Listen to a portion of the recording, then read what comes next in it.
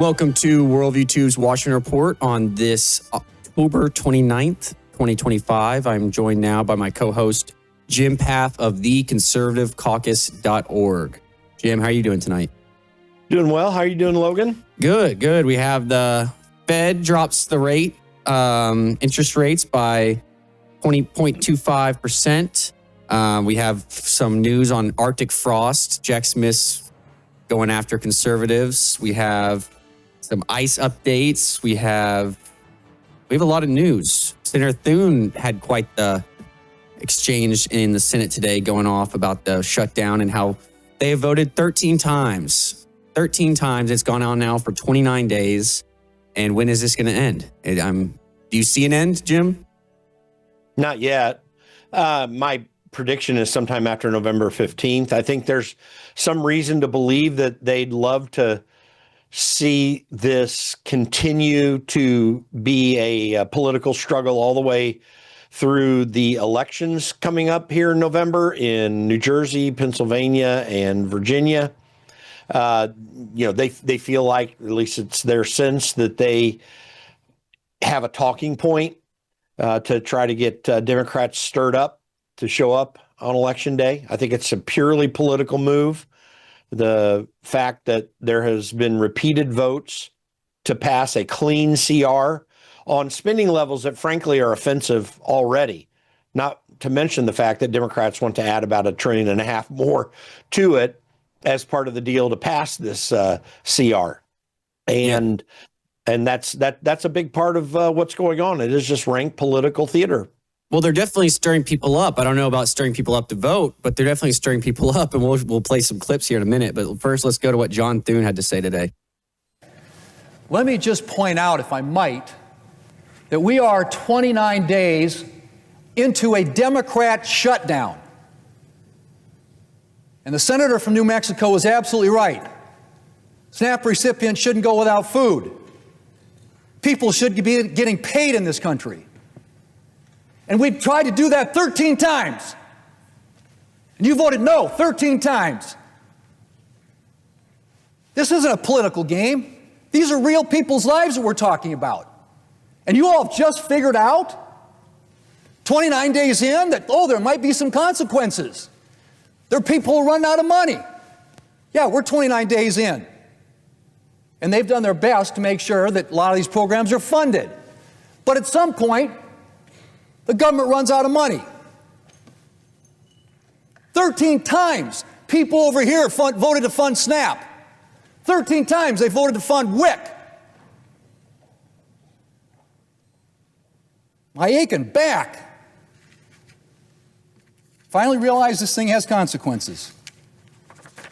Well, there you go. And the talk about SNAP is what is causing a lot of stir on social media today.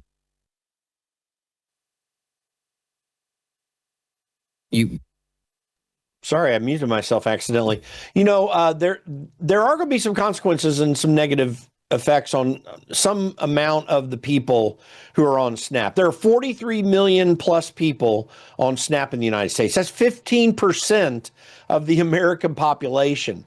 So if all 43 million were really at risk here, then it would be a huge problem. It is going to be a little bit of a problem. There are going to be people who might fall within what some would really consider the minimum safety net of people who just are in a bad time right now in their lives. That might be a few million of these 43 million, less than 10 million probably.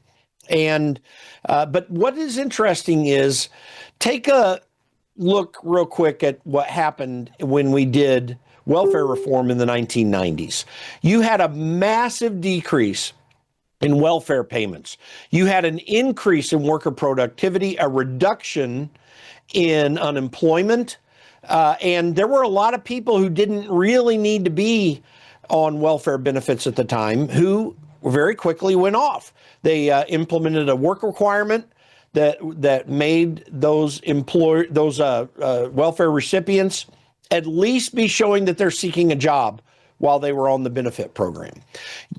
We have, since the Obama administration, when those reforms were reversed, almost entirely reversed, during the Obama administration, that's where we've seen a massive growth in SNAP spending. In fact, I should have shared it with you, but there's a graph that shows the increase in spending, massive SNAP increase spending since the Obama administration.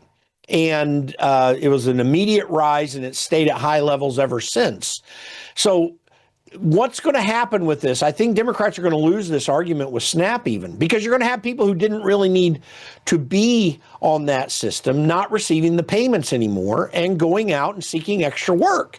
It'll probably be a net healthy thing in the sense that the waste is, or at least the people that were receiving it in a wasteful manner, they're going to go ahead and get off the system again. Now, they'll be able to come back unless the requirements are changed. So, that it's not a long-term solution, but we need a long-term solution in this program, similar to what we did in the 1990s, and it will have a similarly positive effect. But I think Democrats are going to lose this argument as well, both because it is going to hurt some people in a very real way, and there's definitely going to be a sense in which we'll be able to have reforms come around. I'll be curious once this happens and all this gets resolved, if the numbers of SNAP dollars that are going out actually goes back up to the present level. I predict it won't.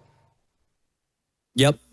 Well, we have people who obviously do not need SNAP, probably a majority of them, who are on food stamps and taking advantage of it. And there's videos all over the internet of people bragging about how they don't need it. And they are entitled. It is the government's job to feed my kids, my 6 kids with 4 different dads. It's the government's job to feed them, and I shouldn't have to work.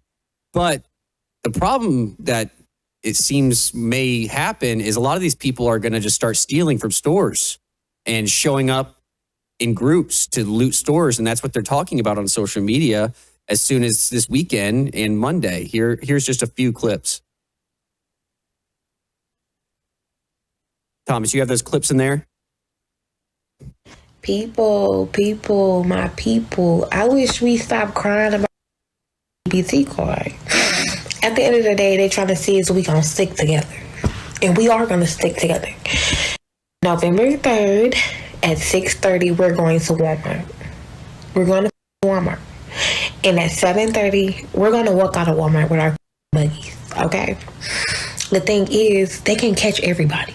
You feel me? All you gotta do is run, Forrest, run. Okay? We have to stick together. It don't even matter. As long as we gonna have everything we need for Thanksgiving, that's all that matters. Run, Forrest, run. Remember, put it in your calendar.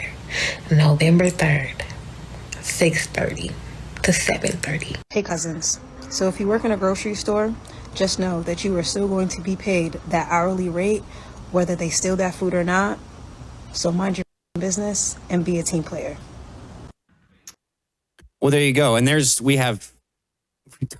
so many. There's an account on X that started yesterday called EBT of TikTok, and they've gained 30,000 followers in a day because they have so much content to post of these types of clips.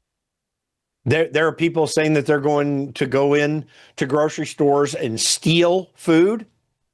And I want to bring up a point here when you look at this. And by the way, other calls for chaos and violence and so forth. I mean, calls for robbing people in the grocery store parking lot, taking their food from them while they're putting it in their car. Right. I saw some leftists put up an X post recently where they said for every $1 that goes out to someone in SNAP benefits, there is an increase in economic activity equivalent to $1.27. And the math is so absurd.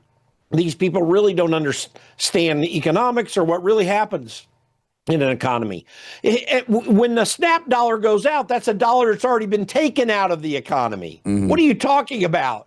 Now you're giving it back to someone else, and you say that somehow magically that's going to benefit everybody so severely. I mean, it's absolutely crazy and absurd. But Democrats want the chaos that will come after this. The Democrat Party is the party of chaos. They're the party of violence and the party of chaos. They are not an American party at all. Now, listen, there is a whole lot politically that goes around these situations. When you have these government shutdowns and various people get affected by it, what the actual political fallout is always very challenging. I know that Mark Mitchell of Rasmussen Reports has been out there saying, whoa, wait a minute, Democrats aren't necessarily tanking. I think we have to always be really we look closely at what the actual results of polls are and stuff where we can get enough objective information to see what's taking place. But I would say that the net negative in this situation is accruing to Democrats. We're seeing polls that show that. I know that Harry Enton over on CNN is showing various polls that people aren't against the Republicans largely during the shutdown. They're still positive about Donald Trump in numbers that are pretty significant. But at the same time, that those numbers are working more for Republicans than Democrats, or I should say more accurately, I don't know how much they're working for Republicans, but they are working against Democrats such that you're suddenly seeing a flood of polls, except for the Rasmussen poll, which is down a little, but not much, that are making these claims that Donald Trump is at negative 20 points or whatever in his approval rating.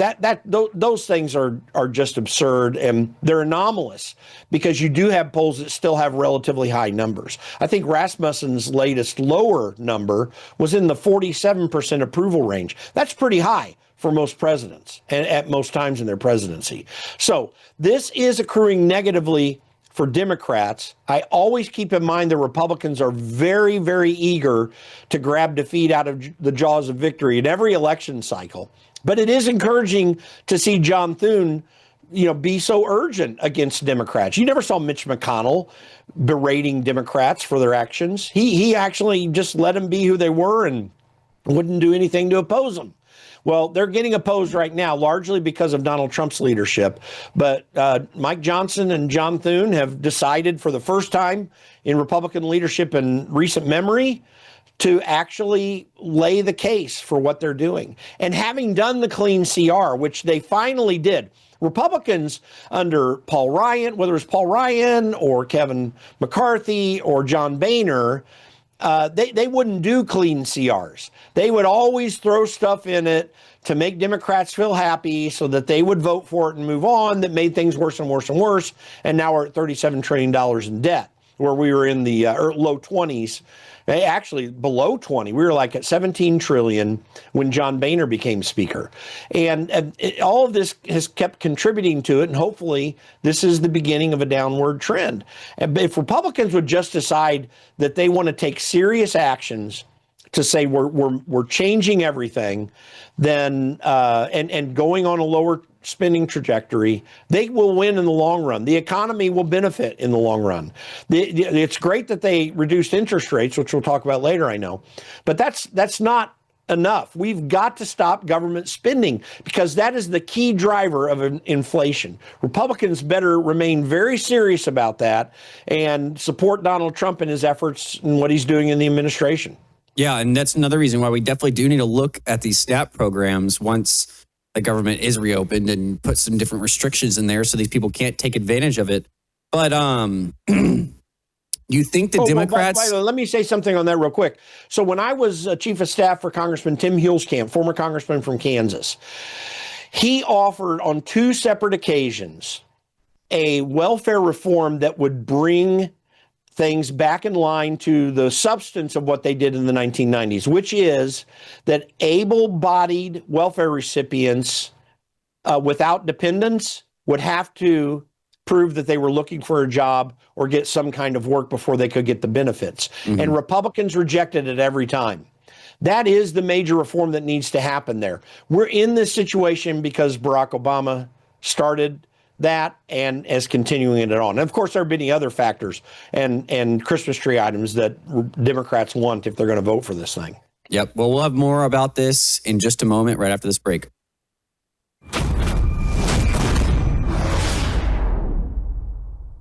Hello, I'm Brandon House. I want to thank you for all your support at wvwfoundation.com that helps make possible pushing out 24/7 content for free. Without your support, we'd have to put it all behind a paywall. But But thanks to you and your support through our foundation, we're able to push it out for free as a broadcast service and broadcast ministry of WVW Foundation. Please consider going there and setting up an automatic monthly contribution, or go there and make an occasional contribution. If you prefer to support us through the mail, you'll find our mailing address there at wvwfoundation.com. You can also call and make your contribution over the phone by calling 901-825-0652. That's 901-825-0652. Again, all these details are available at wvwfoundation.com. Thank you for your support as we try to help people around the world understand the times through the lens of a Christian worldview. Welcome back from the break. Jim, do you think Democrats in one part could be trying to provoke some of the far left and SNAP people who are relying on SNAP? Most of them, I mean, most people who are elderly or in rough patches, if SNAP gets cut, they're not going to be out stealing. They're going to, get help from someone. But these people who are taking advantage of it and are threatening to loot and riot and steal, do you think they know that's going to happen and are going to try to use it to their advantage to try to force Trump to send National Guard in and cause more unrest like they did during 2020 during the Summer of Love? I absolutely do. That is one of the key components of their political strategy right now. It's been a key component actually as far back in the Obama administration, not as big a deal as it became during the BLM Antifa riots of 2020 that saw billions of dollars of damage and a few dozen people killed.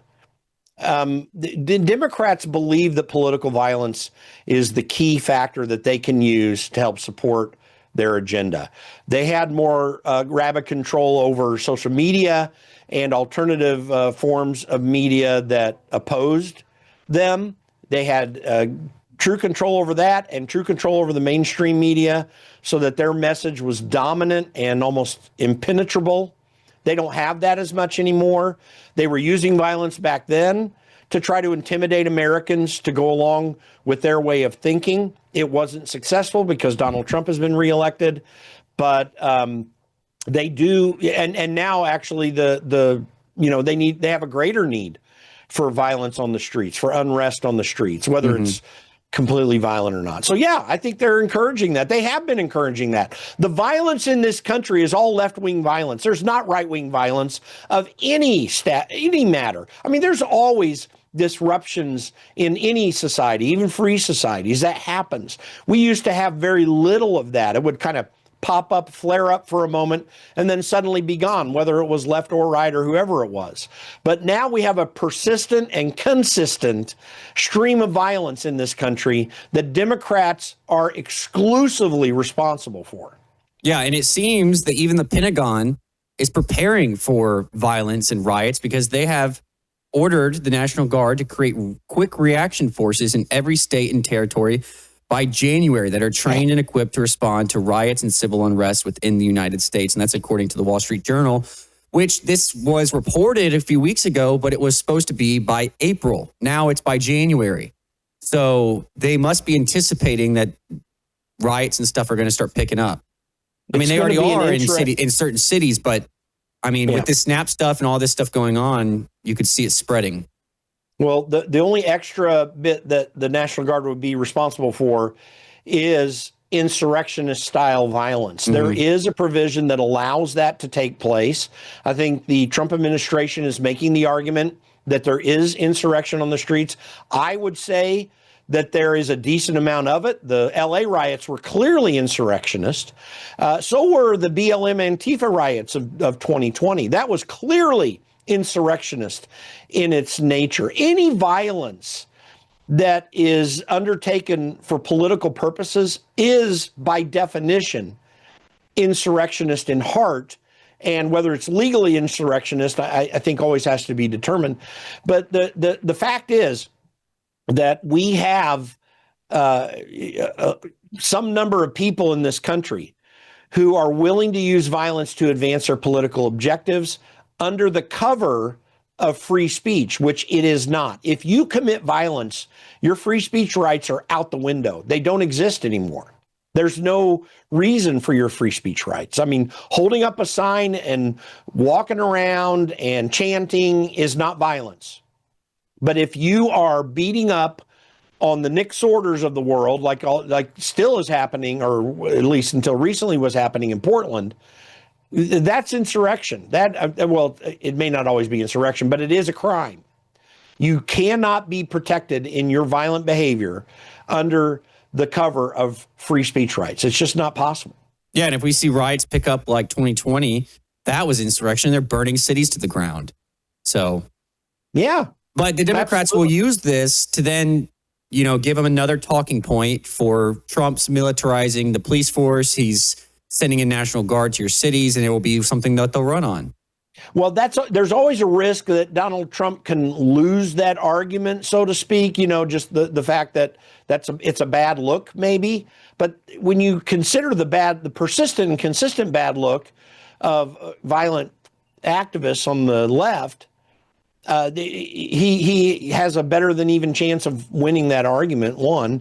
And two, I think the American people are fed up with this. Mm-hmm. They are tired of the constant struggles that are taking place in major cities. People in those cities are starting to turn on Democrats. We're seeing that in Chicago in particular. So it's not a winning strategy. It is a very destructive path that Democrats want to undertake here. And it's one of the reasons, of various reasons, why I say the Democrat Party is not an American party. Yep. Well, in other news, the Fed has finally cut rates a little bit, 0.25%. That in financial terms, that's what we call 25 basis points. Thank right. you. All right. And then, but is this enough, or what is Jerome Powell doing? Because he's going out anyways. I mean, why has he waited this long? Well, he waits long all the time. I think Donald Trump calls him too late, pal, or something like that. He was late, frankly, on raising rates earlier. Like, we were at nearly zero rates, and they should have gone up much further in the late Biden, early Trump administration. But the Fed, you always have to remember, the Federal Reserve almost always gets it wrong. It was created as an institution that was supposed to be free of politics and make independent judgment about how to keep our currency in a stable situation. Stability defined as having about enough currency in circulation to meet the needs of the economy in general. But these interest rate changes have become political things. This has been a real problem this century. Alan Greenspan who was a Fed chairman in the 90s and early 2000s, he made some errors in my judgment on interest rates, but he was trying to actually work off economic data and did an okay job. I think Paul Volcker was one of the greatest Federal Reserve chairmen, but the whole system itself is a fiasco. It is a highly politicized institution now, both because people are frustrated, Donald Trump rightly so, about how they do things, but also because there is the inherent political problem of the Federal Reserve is government spending. The way that government pays for its excesses is through the printing of money.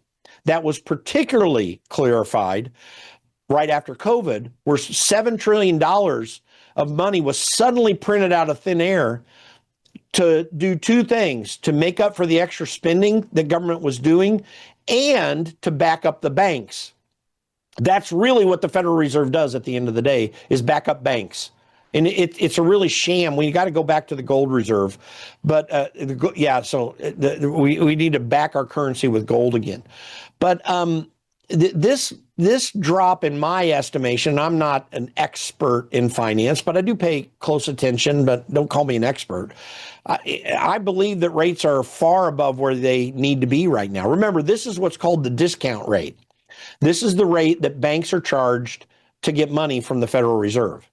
What that translates into is about 1.5 to 2.5 points more on your mortgage than that rate. So what that means is you've still got 6-7% interest rates on mortgages. And you've got even more than that on commercial loans, which is one of the key drivers of the economy. When corporations take out credit, they do that often to expand their business or to support their business in some way. So it has that sort of an economic effect as well. So in my judgment, 3.75% discount rate is, pretty high. I think we could definitely be in the 3% range and be very comfortable. But the Federal Reserve gets it wrong all the time because it's more politicized than ever. Yep. Well, in other news, we have Chuck Grassley had a press conference today with other Senate Republicans releasing more information on Arctic frost, which was the delivery system to target conservatives by Jack Smith. Here we go. So today, we're making public new records that I've obtained through legally protected whistleblower disclosures. 197 subpoenas were issued by Jack Smith and his team. These subpoenas were issued to 34 individuals and 163 businesses, including financial institutions. And one of the points of contact on many of these subpoenas was that person I previously named Special Agent Walter Giardino. The subpoena requested records and communications related to over 430 individual and organizations. All of them appear to be aimed at Republicans. A subpoena to Event Strategies requested records relating to Turning Point USA and the Republican Attorney General's Association. One subpoena to Apple sought records relating to Trump and the January 6th prison choir. Earlier this year, I obtained emails between and among J.P. Cooney, one of Jack Smith's prosecutors. That email exchange was March 2023 about a partisan news article on January 6th, and this is what Cooney said in the email. Can we do some work to nail down Trump's role in this, perhaps with the same process on Ed Henry's LLC, end quote. Well, there you go, Jim. We're short on time, so I cut it off short, but America First Legal was included in this witch hunt when they weren't even involved in January 6th. They weren't even formed on January 6th. So that proves that this was just used to go after conservatives. Yeah, there would have been very little, in my opinion, maybe nothing rational in terms of trying to investigate people who were truly had some, who the government might have felt had some desire to commit insurrection. But there was no insurrection on January 6th. There was a lot to that story that these people do not want to talk about. They utilize this specifically to take down conservative opponents. Do not forget that incentive, that desire in what we would call the deep state had begun in earnest prior to the 2010 elections and after, where the Obama administration was utilizing all its power, particularly that in the IRS, to keep conservative organizations from forming and becoming active in the political realm. They were so upset about the results of the 2010 elections and the Tea Party wave that they worked night and day to shut it down. This has been what we are doing in government since the Obama administration. It happened to some degree before that, but it really grew then and went on steroids during the Biden administration. So I'm glad that this information is coming out, and there need to be indictments immediately. In fact, James Comer, the head of the Oversight Committee, was challenging Pam Bondi on X today, saying, we've done all the hard work, now it's up to you. And I think there's a lot of pressure and tension on Pam Bondi to get moving on some indictments. And I want to be patient enough to recognize the legal process. You need to have your case just right. But we're really on the razor's edge of this. We've got to get moving now because it's going to take 2 or 3 years for these legal processes to play out. And you got to get started as quickly as possible. Yep. Well, we're all out of time for tonight. We'll be back tomorrow night with a new episode. Go to the theconservativecaucus.org, theconservativecaucus.org, and our website is worldviewtube.com. Till tomorrow, take care.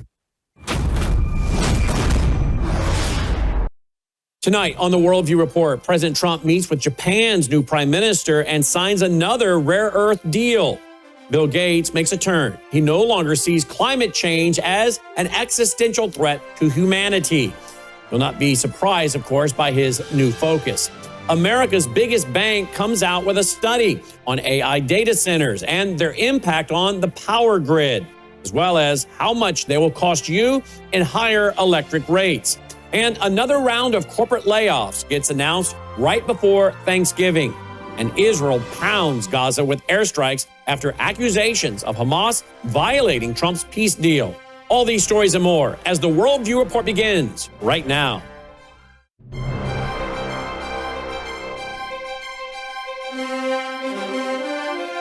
This is Worldview Report with host Brandon House. Whether